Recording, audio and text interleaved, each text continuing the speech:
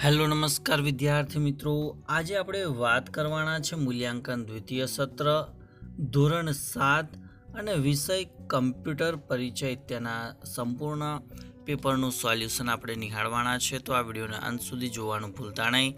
Channel ઉપર જો પ્રથમ વખત આવેલા હો તો ચેનલને સબસ્ક્રાઈબ કરી દેજો અને આ વિડીયોને તમારા અન્ય મિત્રો સુધી શેર કરી દેજો.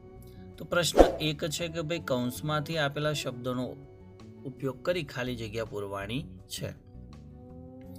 એમાં પહેલો પ્રશ્ન છે કે ભાઈ HTML માં દરેક માર્કઅપ કોડને ખાલી જગ્યા કહે છે, તો અહીંયા જવાબ આવશે ટેગ. બીજું છે કે ખાલી જગ્યાને તમે કેપિટલ કે નાના અક્ષરોમાં લખી શકો છો, તો એ આવશે HTML ટેગ. ત્રીજો પ્રશ્ન છે કે HTML એનિમેડે ખાલી જગ્યા પહેલા અને પછી એક કોરી લીટી ઉમેરે છે, તો જવાબ આવશે ફકરા. ચોથું છે કે HTML ડોક્યુમેન્ટ ખાલી જગ્યા જેવા સાદા ટેક્સ્ટ એડિટર, જવાબ આવશે નોટપેડ. પાંચમું છે કે HTML માં ખાલી જગ્યા ફાઇલનું નામ છે, તો એ આવશે ફર્સ્ટ HTML. છઠ્ઠો પ્રશ્ન છે કે ખાલી જગ્યા ટેગ HTML શીર્ષકનો અંત દર્શાવે છે, તો અહીંયા આવશે એન્ડ ટેગ. ત્યારબાદ 7મા નંબરનો પ્રશ્ન,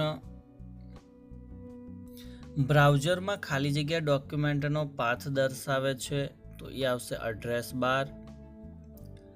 એન્ડ ટેગ હંમેશા ખાલી જગ્યાથી શરૂ થાય છે, તો અહીંયા જે પ્રથમ ચિહ્ન આપેલું છે એ તમારે ચિહ્ન એમાં મૂકવાનું આવે. ખાલી જગ્યામાં ઇનપુટ, પાથ, પ્રક્રિયા અથવા નિર્ણયના તબક્કા અને છેલ્લે આઉટપુટનો સમાવેશ થાય છે, તો જવાબ આવશે ફ્લો ચાર્ટ. 10મી ખાલી જગ્યા વિકલ્પ છે કે કોઈ પણ કાર્ય પૂર્ણ કરવા માટે અથવા કોઈ સમસ્યાના ઉકેલ માટે આપવામાં આવતા નિશ્ચિત નિયમોના સમૂહને ખાલી જગ્યા કહે છે, તો એ આવશે પ્રોગ્રામ. ફ્લો ચાર્ટમાં જો AB તો યસ, પાથ લેવો અથવા નો લેવો આ પ્રકારના કાર્ય માટે ખાલી જગ્યા ચિહ્નનો અથવા તો પ્રતીકનો ઉપયોગ કરવામાં આવે છે, તો એની અંદર આવશે સમબાજુ ચતુષ્કોણ. 12મું કે ખાલી જગ્યા પ્રતીક યસ અને નો વચ્ચેની પસંદગી સૂચવે છે, તો એ આવશે ડિસિઝન. ત્યારબાદ 13મો પ્રશ્ન કે ખાલી જગ્યાના આધારે ફ્લોચાર્ટ દોરવામાં આવે છે, તો એ આવશે એલ્ગોરિધમ. ત્યારબાદ 14મો પ્રશ્ન કે ખાલી જગ્યા પ્રતીક ફ્લોચાર્ટના અંતે દર્શાવવાની કિંમત સૂચવે છે, તો એ આવશે ડિસિઝન. પ્રોગ્રામના વિકાસમાં ખાલી જગ્યાએ પહેલું પગથિયું છે, તો આવશે એલ્ગોરિધમ. ખાલી જગ્યા પ્રતીક પાથની દિશા સૂચવે છે, તો એ આવશે ફ્લો લાઇન. શીર્ષકની ટેક્સ્ટ સાઇઝ બદલવા માટે ખાલી જગ્યાનો ઉપયોગ થાય છે, તો એ આવશે સ્ટાઇલ.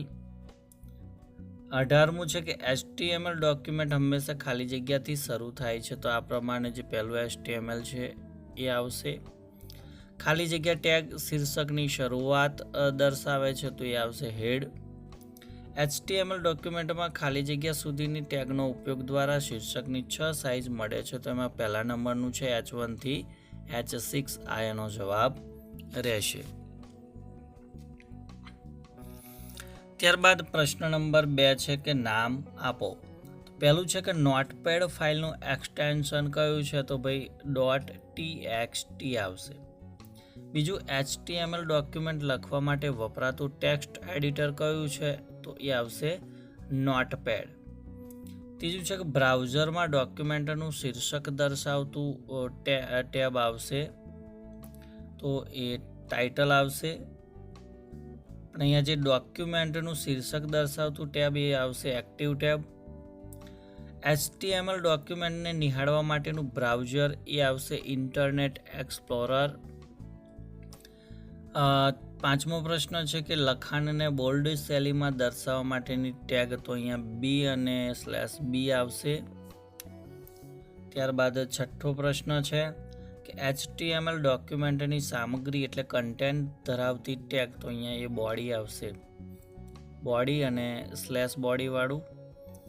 7મું છે કે ભાઈ HTML ડોક્યુમેન્ટ જે ટેગ સાથે શરૂ થાય તે ટેગ, તો એ આવશે આ પ્રમાણે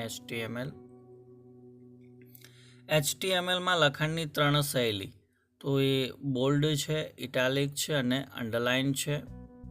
HTML ડોક્યુમેન્ટનું શીર્ષક લખવા માટેની ટેગ તો એ આવશે હેડ. અને જોડીમાં લખાતી ટેગને શું કહેવામાં આવે છે તો એ જવાબ આવશે કન્ટેનર ટેગ. ત્યારબાદ પ્રશ્ન 3 છે કે ભાઈ નીચેના પ્રતીકોના નામ અને તેના ઉપયોગ લખવાનો છે. તો અહીંયા આપણને પ્રતીકો એટલે કે ચિહ્નો આપેલા છે અને એ ચિહ્નોનું શું નામ છે અને એનો ઉપયોગ શું છે એ આપણે દર્શાવવાનો છે. તો અહીંયા તમે પહેલું જે પ્રતીક છે, પહેલું જે ચિહ્ન છે એ જોઈ શકો છો. તો એનું નામ છે ઇનપુટ આઉટપુટ. એનો ઉપયોગ શું થાય તો કે ભાઈ કિંમત દાખલ કરવી અને કિંમત લખવી, એના માટે એનો ઉપયોગ કરવામાં આવે છે. ત્યારબાદ બીજા નંબરનું ચિહ્ન તમે અહીંયા જોઈ શકો છો. તો એનું નામ છે ટર્મિનલ. તો પ્રક્રિયાની શરૂઆત અને પ્રક્રિયાનો અંત દર્શાવવા માટે આ ટર્મિનલ નામના પ્રતીકનો ઉપયોગ કરવામાં આવે છે.